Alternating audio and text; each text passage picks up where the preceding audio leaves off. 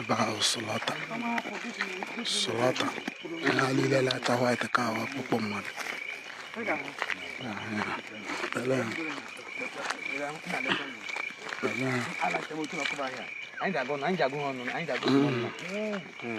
Hey! Wonders shall never end. I no believe waiting I just watched now. I no believe am. I go like make una follow me watch this video. Now, this thing na wetin dey happen in a boundary between Nneato community and the Aku community. These communities are under Okigwe in Imo State. Now, some security men they took a patrol in this forest between the boundary of Nneato and the Aku community. And wetin they see for inside this forest, I no go fit talk am with my mouth. Wetin they see. I want you guys to watch the video, see things for yourself. Make una see wetin unknown gunmen dey take people life they do for this part of Okigwe. Watch the video and see things for yourself. Thank you. About Solata. Solata. And I leave that to white cow up upon money.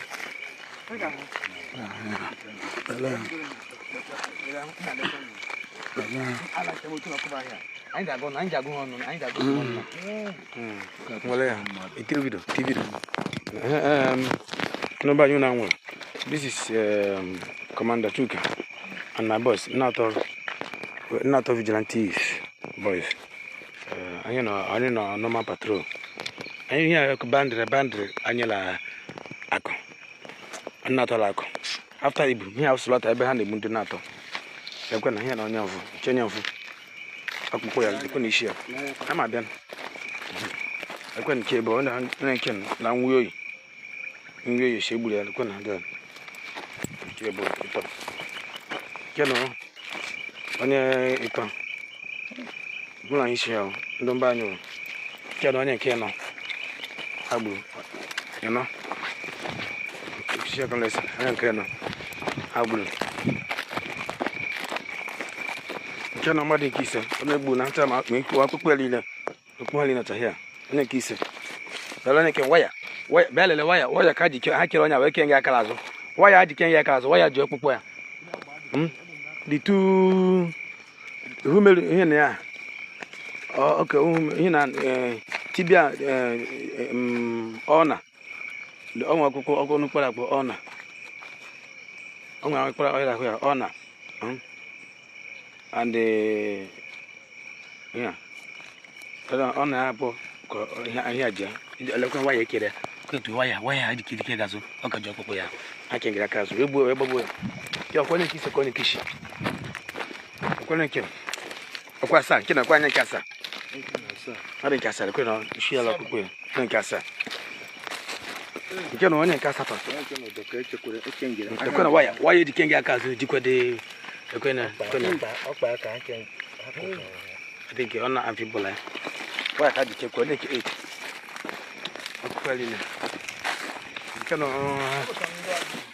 Nine. No, who made us here? I don't know to talk my letter. Thank you, 9. I think you're not my here, but 10. I got 10. Now we can buy Bugo. 9. Tell me 10, Kagutabo, 10. 10. And then can push on 11. Depending on the date, my 11. Check under the calendar. 11. Look, I go and drink a 11. What I can remove 12.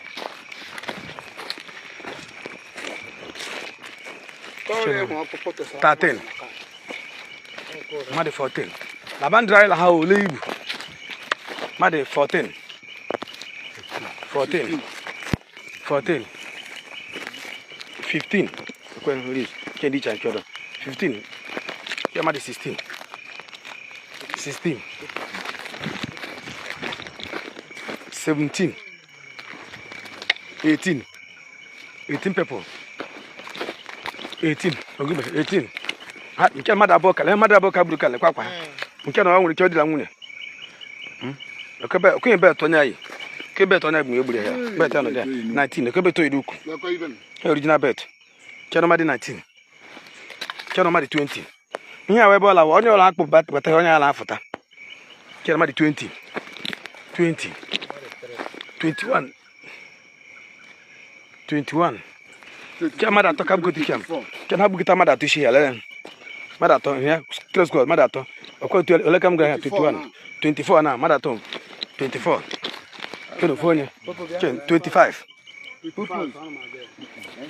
25. Madara na kakaburi hen kan ofone abole kwenken de kulisa madara ba kaburi here no hen odu ko nyen kechiri shi babo ha keti anya ba ya we so te ba ya ha keti anya here school ha ye keti anya ba ya ti ba fia la to ba ya won si here o is empty something yeah ko here is there only school mari ha keti anya kananya mba we homen na afọ kwaka osense kana ono happy ake here happy no ken na ka ha buru ha keti manya ko bada ba kebu kan 24 plus madara ba ya wada 26 imana imje video here wo ala ko do kala ka ko do propaganda 26 though that's one place so 27 28 29 30 31 Kamada here 32 33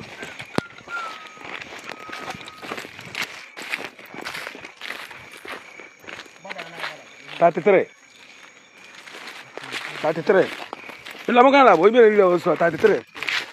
34 Now, this one and another one will happen for Igbo Ukwu. This young boy was locked up in a cage house by some members of his family. For over 5 years, they have been telling members of the community that this guy is in Europe, not knowing that they locked this guy in a cage house in Igbo Ukwu for the past 5 years until the thing cast. I also want you guys to watch the video and see things for yourself. This is waiting human being. They do their fellow human being. Watch the video and see things for yourself. Thank you. What are you? 5 years.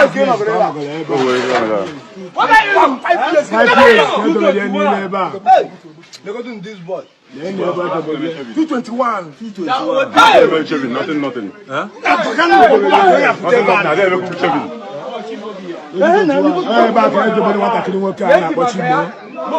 Over 5 years, and I see no job, but no back after the Asega.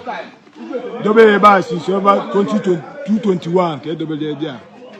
I had as a corner of fear and Igbo Ukwu buy go as he. I can't wait when you came.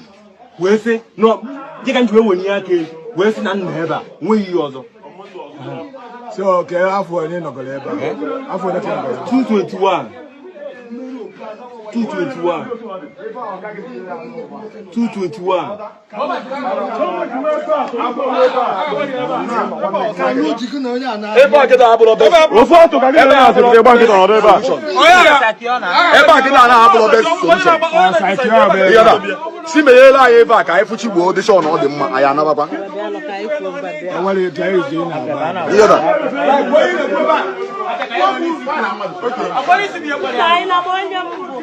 Even go to the Vienna and go away with Viva. Or for your bone to Dalala, in the city, I open a few days. When I be able to go here, okay, no better is Ghana, Tom Maya. I tell Manu, Kamaka, Wape. Lada, oh, Mamma get here. Just say that, Anya. For 5 years and let you see it. Let I be needed. Then, I will for 5 years and don't ask about. Oh, when I feel a go here.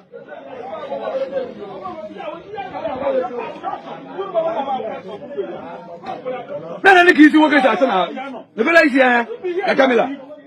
You are not a woman. When I'm asking you, okay, Mafia. Constitution Sabah also. What are you got here? 5 years. Get your mother. Go baby. When they go, never my brother, never my brother. Then my brother, Anya. You know that? Otigwe na owela ma Otigwe mwane ne agodo inada na alies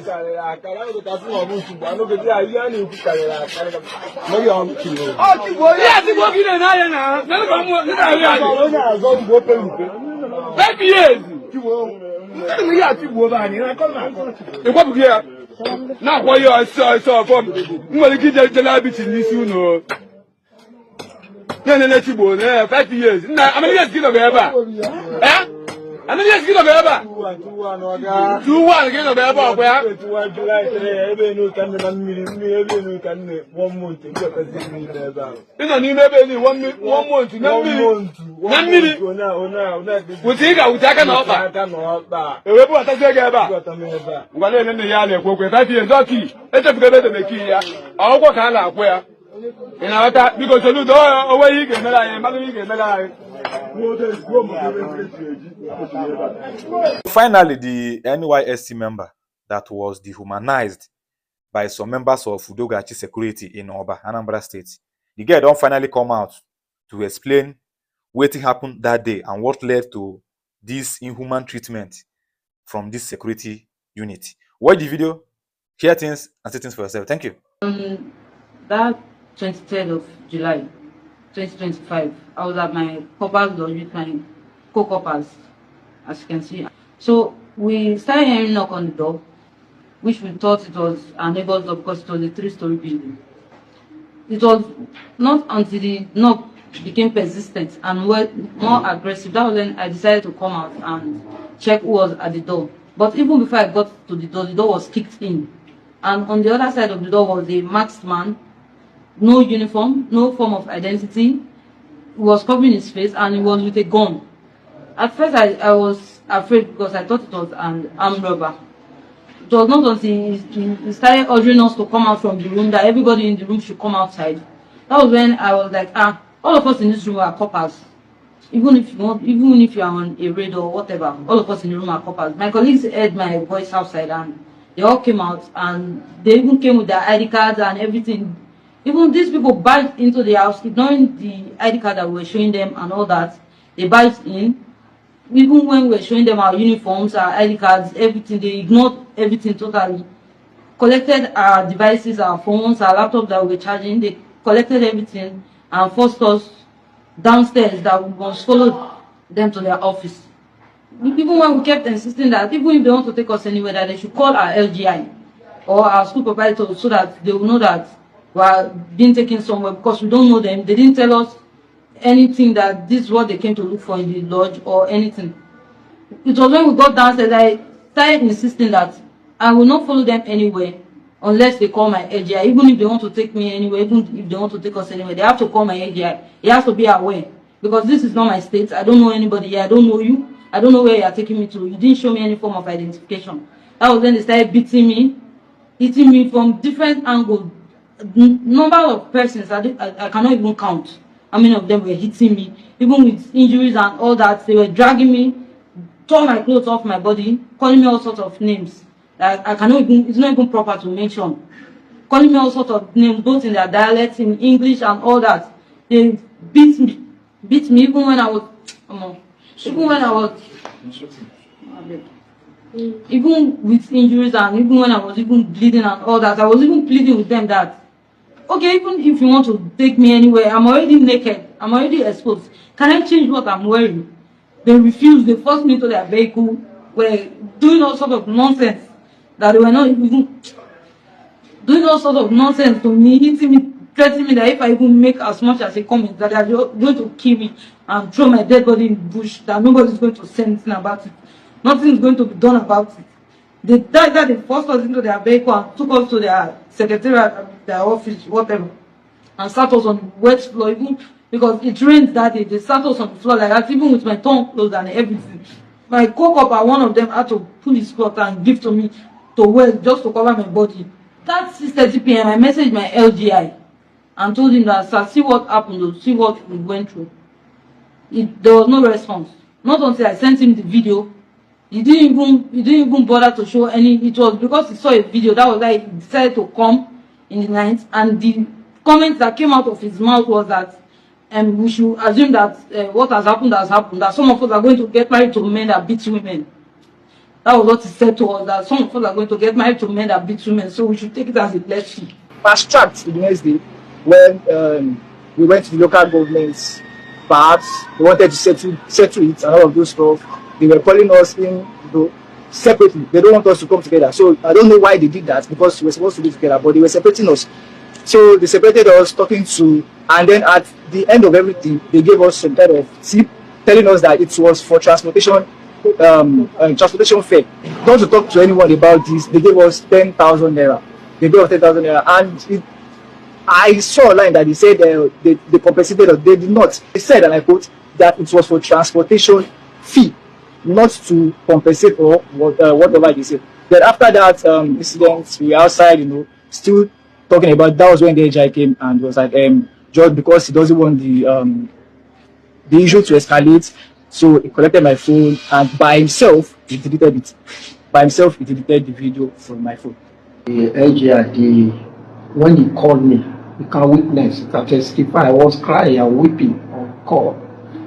I told him that we want justice. That we want justice. He should treat the case. He said he will follow up the case. Then the next day, when he called me that the case is finished, I said, just like that, I said it cannot happen. Mr. Ken has insinuated that the coppers were compensated. It is quite unfortunate. It is quite sad. How they would tag much money, 10,000 naira they check to them to say, take for transport, ensure don't discuss this with anybody, let the matter go, forget about it. This days ago they said NYSC coordinator called saying that why are you going on with the matter and all of that.